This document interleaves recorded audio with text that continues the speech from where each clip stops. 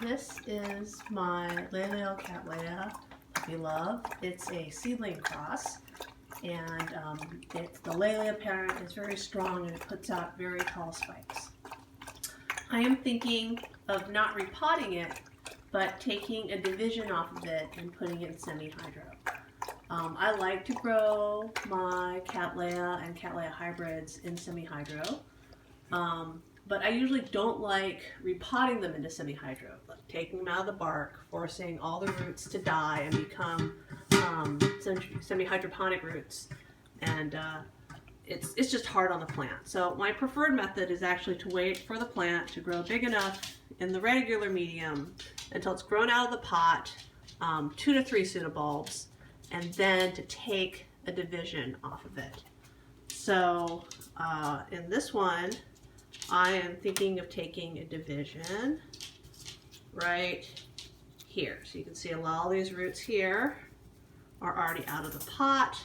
I've got 2 to 3 inches of good roots, and I can just cut it off and put it into semi-hydroponics. I like to use an X-Acto knife to do my cutting, and I like to sterilize my tools to make sure that they don't have viruses on them. And since I have a gas stove, I do this very easily by sticking my knife in the flames until it gets nice and hot. You can see it's well, it got really hot because it got red, and then now everything's dead and it's sterile, and I can use it now to make the cut.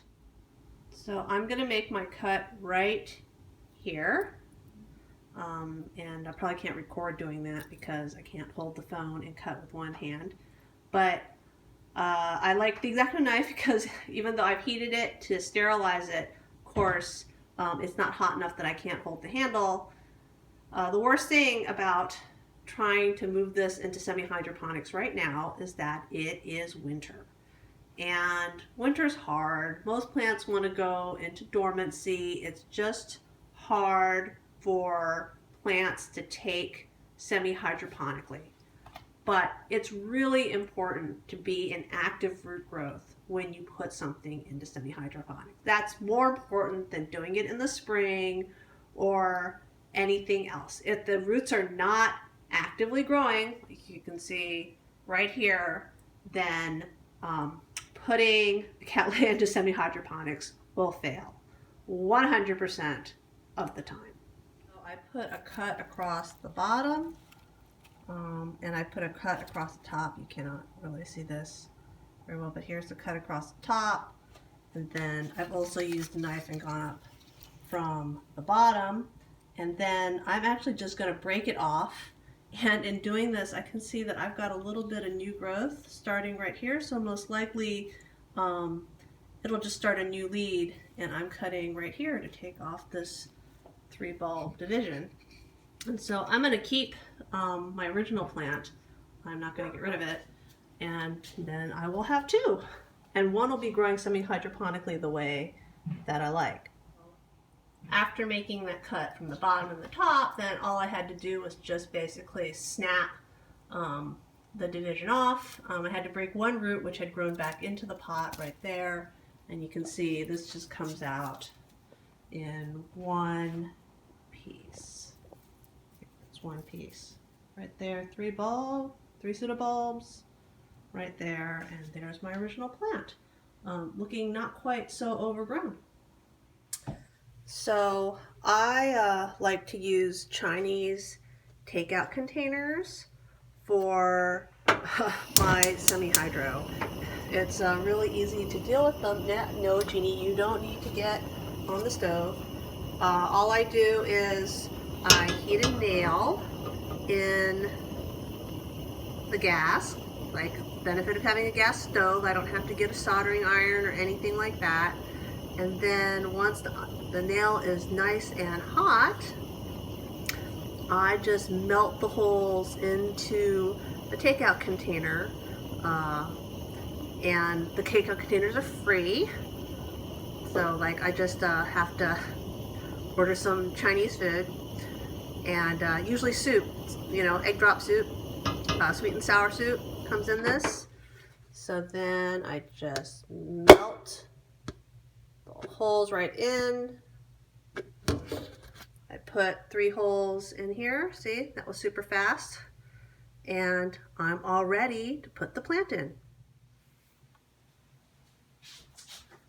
Okay, so here's the hard part. Actually, it's the easiest part. So I have my container. It's all ready. I don't actually trim off any of the roots because, well, I'm not sure that they'll survive. They are air roots, and sometimes I do, but also because I need the stability of the roots being in the pot to keep it from falling out. So all I do is I stick the roots in the pot. Ooh. Very, very easy. And then I want to get it in there and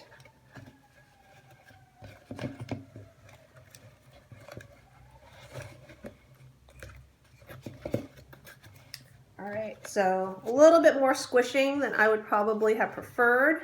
You don't want the pot to be too large, and I'm planting against one side to give the orchid room to grow. This is a unidirectional grower, so it's going to grow this way across the pot, and so probably in a year or two I'll have to take it out and put it in a bigger pot.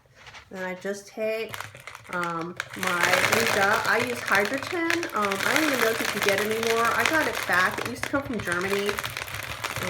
I got my Leca like years and years ago.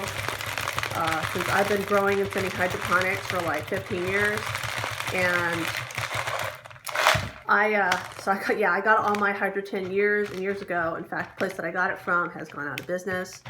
Doesn't even exist anymore.